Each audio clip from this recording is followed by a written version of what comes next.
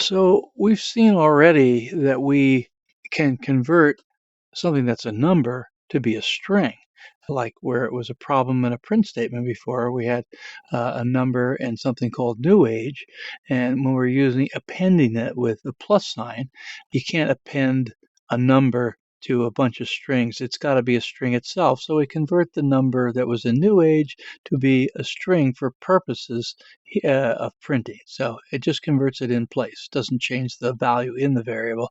It operates on that value and buffers it and leaves it right there for purposes of printing. Okay, well, we can go the other direction. We can convert a a string into a number. And you think, okay, well, why would I want to do that? Well, here, let's go ahead and I'm going to show you here. I'm going to run this little program. So here, when we last had a program like this, I just had the number 55 sitting there, age equals 55. This time, I'm going to let the user enter whatever number they'd like. So I'll say, what is your age? Okay, input, and then we'll store it over in the age variable. I have this X factor at 10, and then I add the age to the X factor and give them the new age. I'm just assuming that people are shaving 10 years off their age and they're not telling the truth. So here we go, we got that. And then we go ahead and print it out and we print new age. So we would think it looks on the surface that this might work, but let's see what happens. When I run it, I go ahead and I say 55 is the age. And whoa, we get an error right away. So as you recall, when you get these traceback errors, start at the bottom and move up as you read them from bottom up. So it says type error can only concatenate. And remember that concatenate is just a fancy word for append. Okay, you concatenate or append a string, not an int to a string. So you only can do a string to string. You can't try to put an int to a string. You go up one line, it says this is the offending line. This is the line that it's upset about. It's not the print statement, it's the formula. And then it tells you what line it's on, line 7, what have you. So let's close that out. And so you can see line 7 here, it verified that is indeed what appears on line 7. So you're thinking, well, heck, I had age before, I had the factor, I added them up before, and I didn't have any problem. Why am I having a problem now? Well, the key thing that you have to know is that anything that comes back from an input statement, anything that the user enters, even if they enter all numbers, it always comes back as a string. So it is in variable age, but age is seen by Python as a string. So it's not seeing it as, just let me show you conceptually here. It's not seeing it as age equals 55.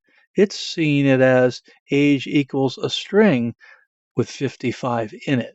And that's why it fails. So anything. So you have to go through a conversion process if you want age to be treated truly like a number. So what I'll do here, I could change it sort of in place, but I want to illustrate how this works. So I'm going to say I'm going to new variable, age int equals, and now I'm going to use the int function to convert what's in age, which is a string, remember, comes back from an input, into be an integer. So it just does it internally. It doesn't go back and change the variable itself.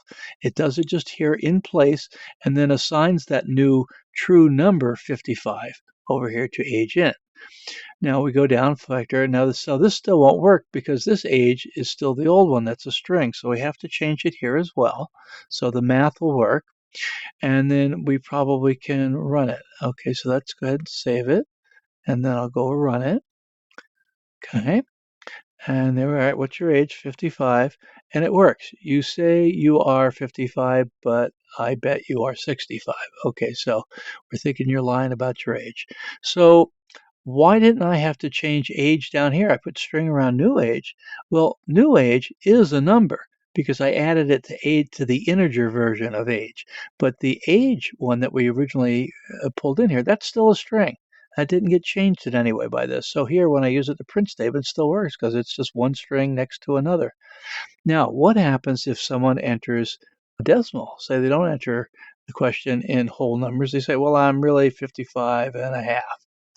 Well, we get an error. That's what happens. So it comes down and says invalid literal. That means literally what you put in there for int. You gave it 55.5, but I'm looking for an int. And so it's not going to work. We have to instead, as you may know from previous lessons, we have to convert it using something called a float function. So a float function does similar thing. It looks at what's in this string, and if it converts to a decimal or float, it'll put it in here. I suppose if I wanted to keep the naming right, I could change that to age float, and then I would have to do that down here as well, just to keep it consistent. It wasn't strictly necessary to rename it, but it makes it clear. The program doesn't care what I call these things. So again, this will probably work. Let's go run it, find out. So I say, what's your age? And I say 55 and a half. And it says, there you go. It says that. And I bet you're 65 and a half.